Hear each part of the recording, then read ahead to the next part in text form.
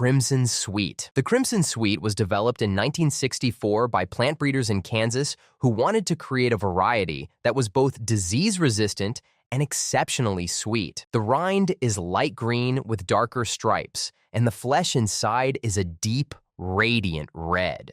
The sugar content is higher than in most other varieties, giving it an intensely sweet, almost honey-like flavor. It is today one of the best-selling watermelons worldwide and is considered the standard against which others are measured. Moon and Stars. This nearly forgotten variety dates back to the early 20th century and almost completely disappeared from the market for decades. Its rind is dark green to almost black, covered in small yellow spots called the stars, and one or two large yellow patches called the moon. The flesh is dark red and deeply aromatic, with an earthy, complex sweetness that sets it apart from the mild flavor of modern varieties. Seed activist Kent Wheely of the Seed Savers Exchange rescued it from complete disappearance in the 1980s after years of searching, eventually tracking down a single farmer in Missouri who was still growing it. Today, it is considered one of the most visually striking heirloom varieties in existence, and its story is often used as an example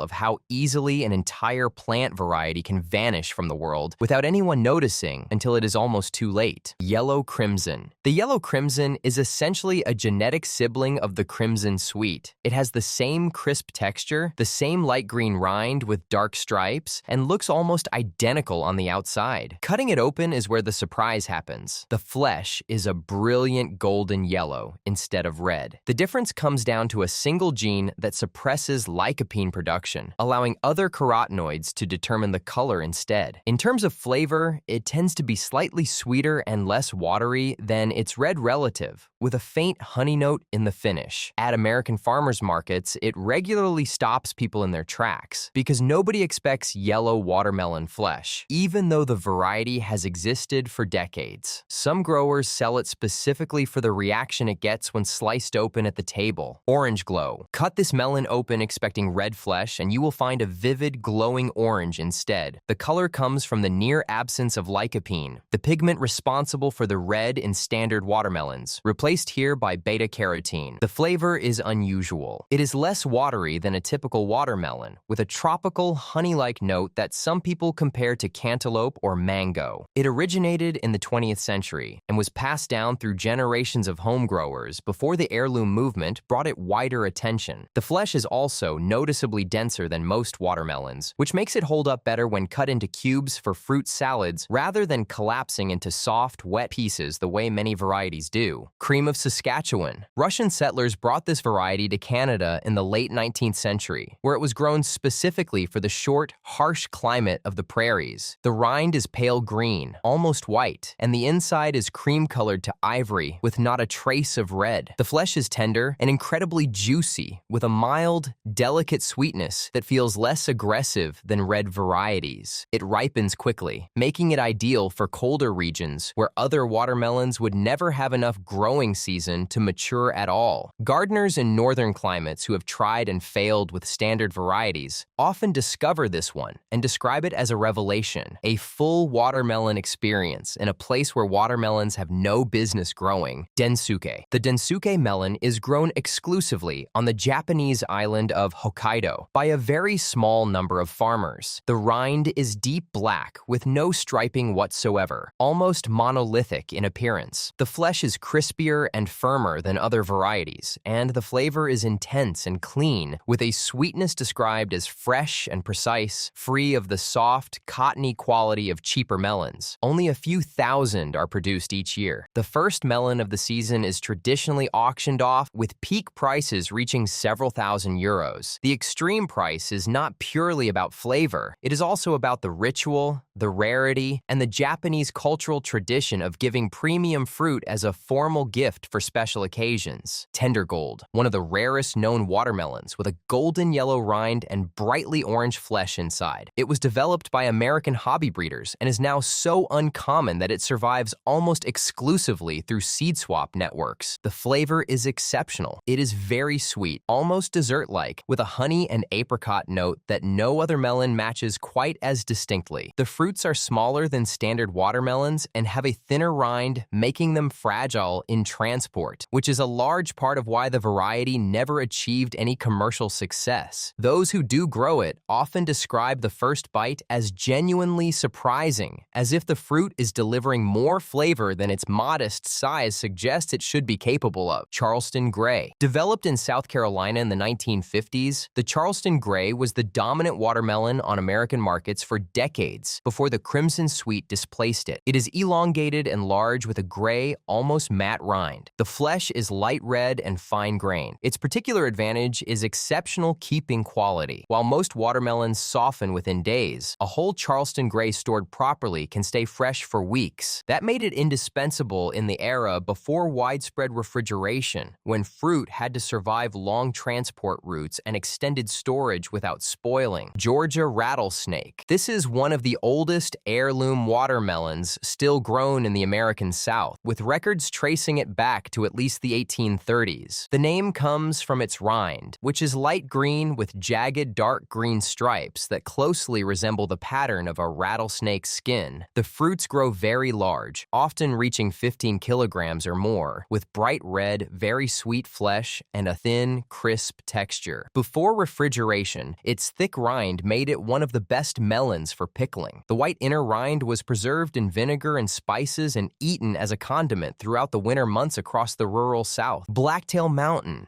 This variety was developed by a self-taught breeder named Glenn Drowns in the mountains of Idaho in the 1970s. His goal was simple: create a watermelon that could survive and ripen fully in a cold, short mountain summer where no standard variety would have a chance. The result is a small, round melon with a dark green rind and deep red, intensely sweet flesh. What makes it remarkable is that it reaches full ripeness faster than almost any other variety, sometimes in under 70 days from planting. It remains mostly unknown outside of seed-saving communities, but among gardeners in cold climates, it has a devoted following because for many of them, it is the only watermelon that reliably works at all. Citron. The citron watermelon looks like a standard watermelon from the outside. Round, striped, unremarkable. Cut it open and the flesh is white and extremely hard, almost like raw turnip. It is completely inedible raw and has almost no sweetness or aroma whatsoever. For centuries, it was grown almost exclusively as a preserving fruit. The white flesh is so dense and firm that it holds its shape perfectly when cooked, absorbing sugar and spices without falling apart. It was used across the American South and in parts of Europe to make preserves, candied rinds, and pie fillings. Some traditional fruitcake recipes still call for it specifically. It is one of the few fruits grown not to be eaten fresh, but purely as a raw material for sugar preservation, which makes it one of the most unusual entries in the entire world of watermelons.